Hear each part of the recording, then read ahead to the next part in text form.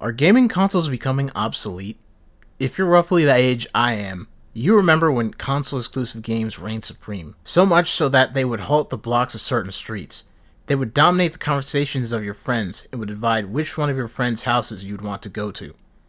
However, in the last couple of years, and this generation specifically, there's been a shift in gaming culture that has been more dependent on multi-platform releases, and makes you question if you even want to buy a console. When the PS5 originally dropped in 2020, there was a lot of hype, and it sold out instantly, since COVID limited production due to a chip shortage in Taiwan.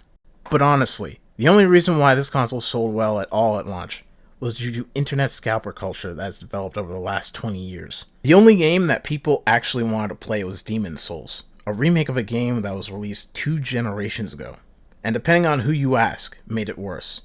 Sure, you have your Spider-Mans and your God of Wars, but let's just look at the launch of the PlayStation 2 alone. Dead or Alive 2, Armored Core 2, Devil May Cry, Tekken Tag Tournament, SSX, Ridge Racer 5, and many more.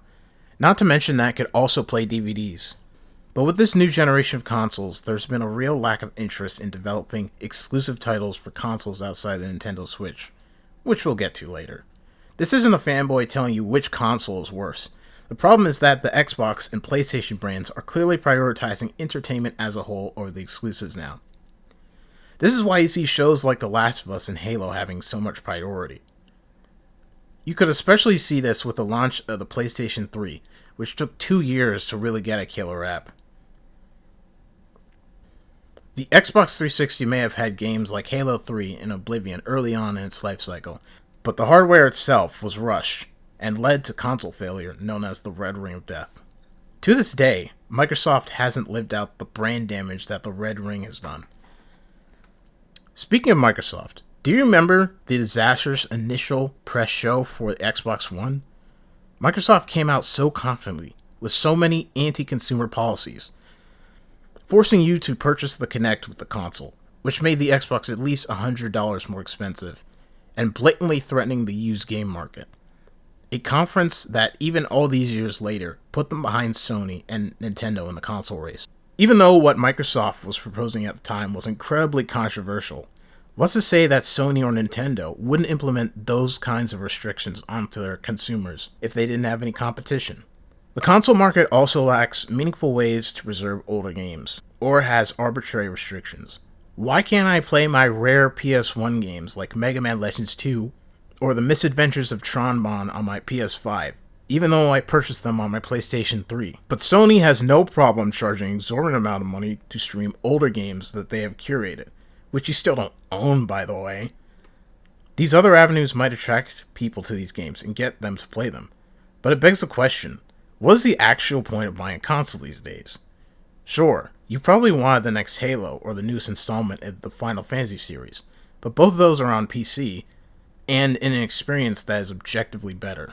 PC comes with its own exclusive set of benefits, such as being able to get mods for just about every single game, or having the game be optimized for your PC's specs. PC generally lets you use just about every modern controller, so if you have a preference, the PC is objectively better at game preservation. PC also has the benefit of emulation. Before someone listening to this talks about the ethics of emulation and if it should even exist, emulation has been proven in court to be completely legal. Just look at Sony v Connectix. This case will be linked in the description, and has been proven time and time again that it's possible to make ROMs out of officially purchased games. Now that we've gotten that out of the way, PC has done things for console-based communities that wouldn't have been possible to be done officially. Super Smash Bros. Melee has been one of the most difficult competitive games to master.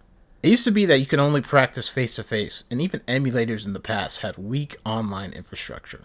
However, due to the dedication of the Slippy development team, PC emulation has been done through the Slippy Dolphin emulator, and has been a major contributing factor for the survival of the Melee community. Not only that, talented developers have created unofficial projects that are much better than anything the official teams can offer. Just this week, a major breakthrough happened in the Sonic community, where Sonic Unleashed was ported natively to PC. This put the Xbox 360 version of the game onto PCs and is incredibly well optimized. So much so to the point where even weaker PCs can run the game perfectly. It has mod support, customizable resolutions, the ability to turn off the battle theme during fights, and a lot more.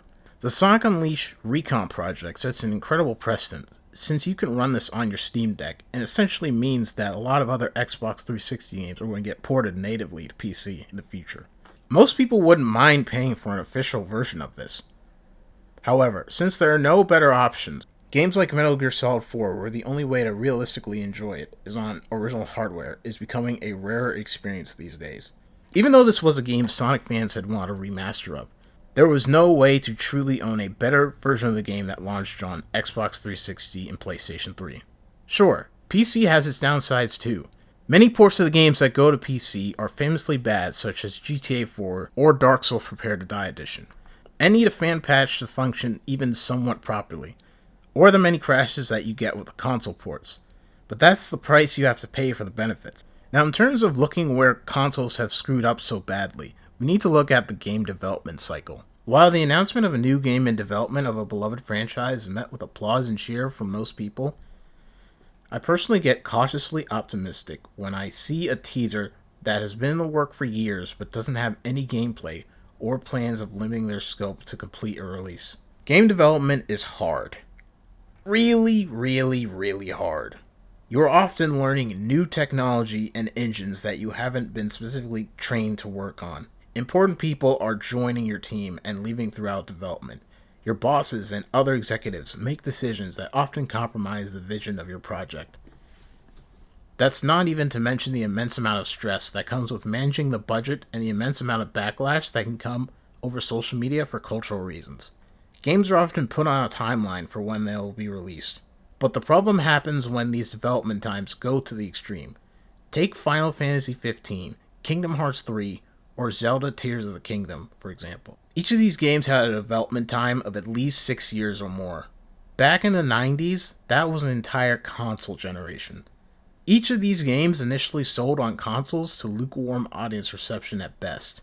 Some of the fault falls on the developers for the choices they made throughout the game's development. But the truth also remains that these were games that would have been objectively better with a competent PC release. Never mind the lack of options that you get when it comes to textures, resolution, audio, etc. Ever since the 8th console generation, there's been less of an emphasis on making games that are pushing the hardware to make a game fun that couldn't exist on previous hardware, and more of a focus on making longer interactive movies. In fact, it's getting rarer than ever when we get a big release of any game that's exclusive to any platform. That's not to say that we don't get fun, boundary-pushing games on consoles from time to time, but they're definitely becoming more infrequent these days. I do have a lot of theories as to how the industry has gotten this way, but one is that the financial incentives of the industry are completely different.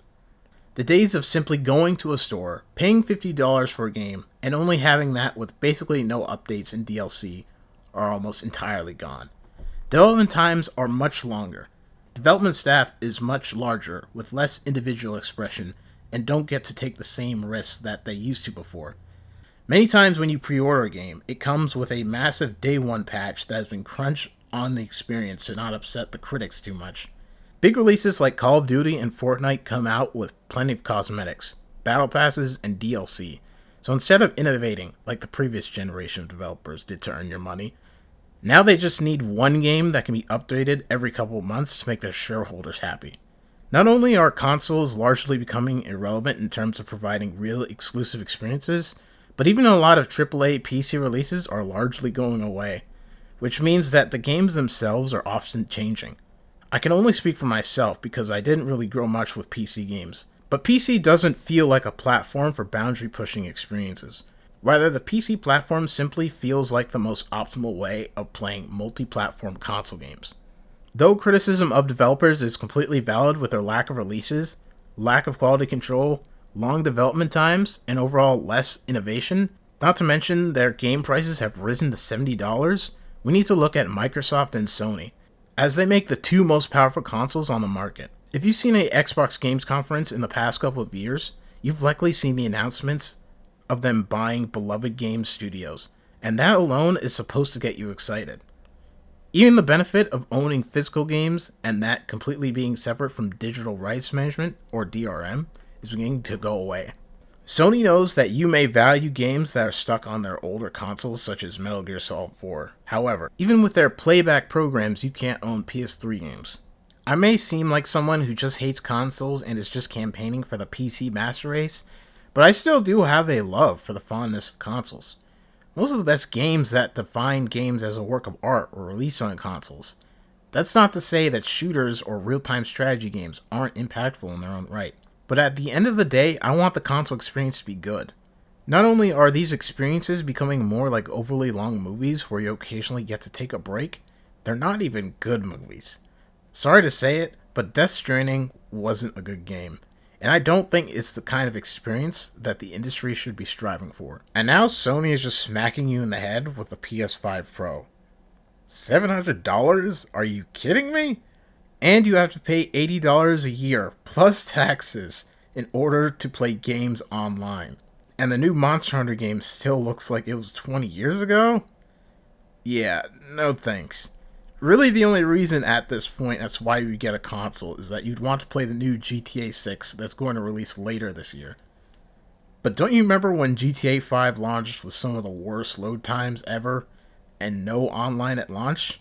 It still is a great game today, but everyone who I know who plays GTA 5 today plays it on PC. Rockstar even released a free enhanced version for PC users.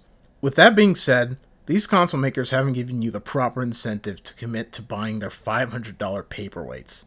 So consider building a PC on a budget. Not only can you do more with those games, but you can upgrade your specs for a better experience, which can do you much more than a console can. With all that being said, thank you all for watching. I've got a lot more on the way. I stream on Twitch, and you can follow me on X.com or Twitter. Take care, and I'll see you all next time.